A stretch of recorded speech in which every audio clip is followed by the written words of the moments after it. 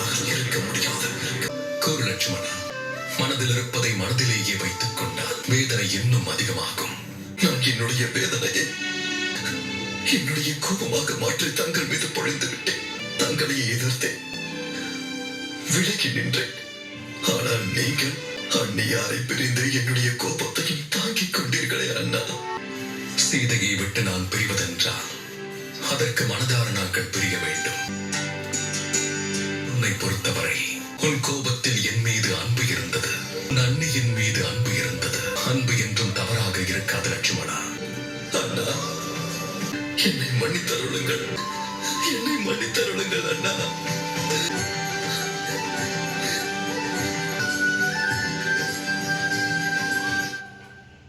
தங்களுடைய முடிவை நான் எதிர்த்தது உண்மைதான். தங்களின் தியாகத்தை அரசரின் ஆழமாக கருதினேன். ஆனால் இன்னொரு உண்மையும் இருக்கிறது அண்ணா. இத்தனை ஆண்டுகளாக நான் உங்களை கவனித்துக் கொண்டுதான் வருகிறேன் அண்ணா. இத்தனை ஆண்டுகளும் இரவு நேரத்தில் ஒரு வனவாசியை போல வாழ்ந்து கொண்டு அன்னையை விட்டு விலகி இருந்தும் அவர்களை உங்களிடமிருந்து பிரிக்காமல் வாழ்ந்து கொண்டிருக்கிறீர்கள். மக்களின் எதிர்கால மகிழ்ச்சிக்காக தங்களின் நிகழ்கால மகிழ்ச்சியை இப்படி பறி கொடுத்து விட்டீர்களே அண்ணா. மிகவும் பெரிய தவறை இழைத்து விட்டேன், என்னை மன்னித்து விடுங்கள். சீதையை பிரிந்ததில் நான் எவ்வளவு வேதனை அடைந்தேனோ அதே அளவு வேதனை எனது லட்சுமணன் என்னை விட்டு பிரியும் போதும் ஏற்பட்டது. நான் நிச்சயம் என் முடிவை புரிந்து கொள்வான். என் வார்த்தையை நம்ப லட்சுமணா. சீதை கூடிய விரைவில் முழு மரியாதையோடு அயோத்தியை நிச்சயம் திரும்புவாள்.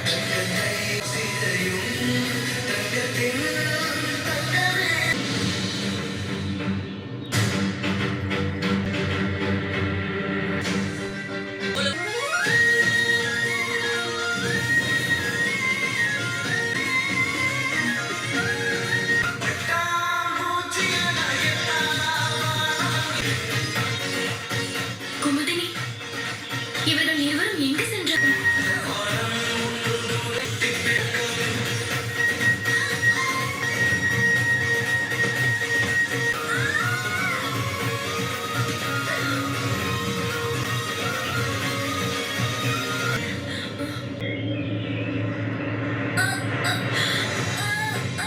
இப்படி செய்யக்கூடாது என்று கூறியிருக்கிறேன் அல்லவா? என் பேச்சிற்கு மரியாதை இல்லை. இன்று தண்டனை கொடுத்தே தீர்வேன். குசன், கீழே இறங்கு. இல்லை, நான் இறங்க மாட்டேன். தாம் என்னை அடிப்பீர்கள். மேலேயே இருந்தாலும் வந்து அடிப்பேன். எவ்வளவு நேரம் தான் கீழே இறங்காமலேயே இருப்பார்?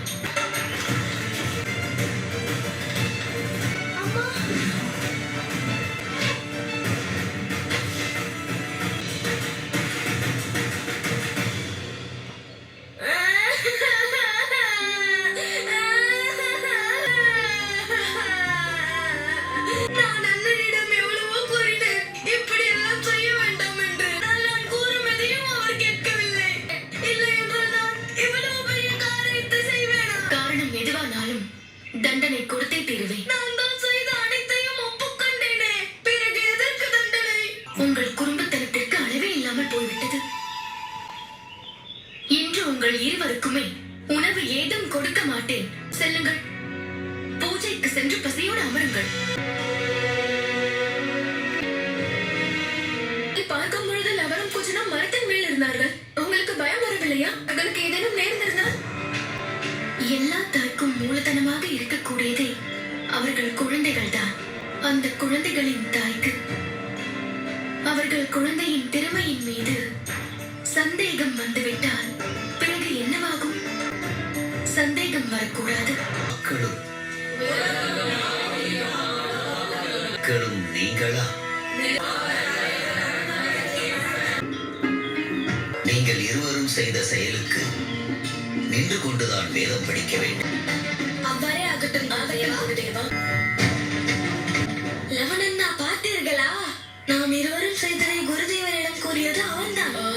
நமக்கு தண்டனை வாங்கி தந்து அவன் மகிழ்ச்சியோடு உட்கார்ந்திருக்கிறான். தெரிந்தால் நம்முடைய அம்மாவும் தண்டித்து விடுவார்கள்.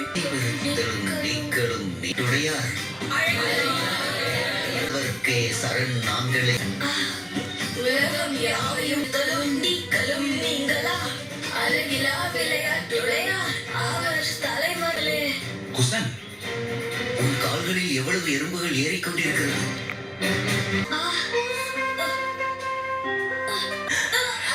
அண்ணா, அவ்வாறே ஆகட்டும். குசல், பார்த்து மெதுவாக குடல் வரையில் கொண்டு விடச் சொல்லுங்களேன்.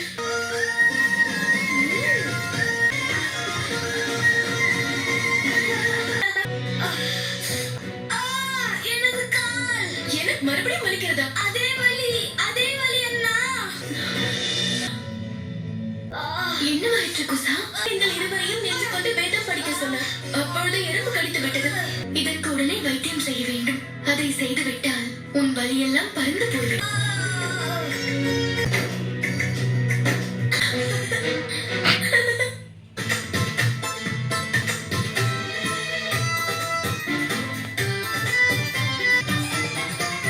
எனக்கு முதலில் உணவு கொடுங்கள். பெற்றவனுக்கு கருணை எல்லாம் கிடையாது.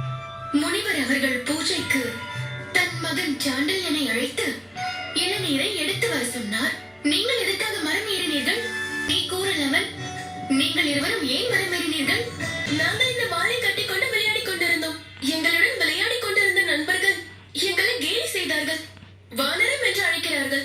உங்களை யார் வாளை கட்டிக்கொள்ள சொன்னது? நாங்கள் இருவரும் பிரபு ராமரின் பக்தர்கள்.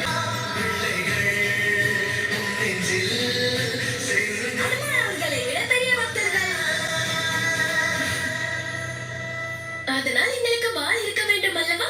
அது சரி, இதற்கும் அவனோடு நீங்கள் சண்டை போட்டதற்கும் என்ன தொடர்பு? எங்களை கேலி செய்ததும் அவன்தான். எங்களிடம் சவால் விட்டதும் அவன்தான். நீங்கள் ராமரின் பக்தராக இருப்பது உண்மை என்றால் பறந்து காட்டுங்கள் என்று கூறினான். சோமகர்ணன் என்ன உங்களுடைய தந்தை பெயர் என்ன? சொல்லுங்கள் என்றார்.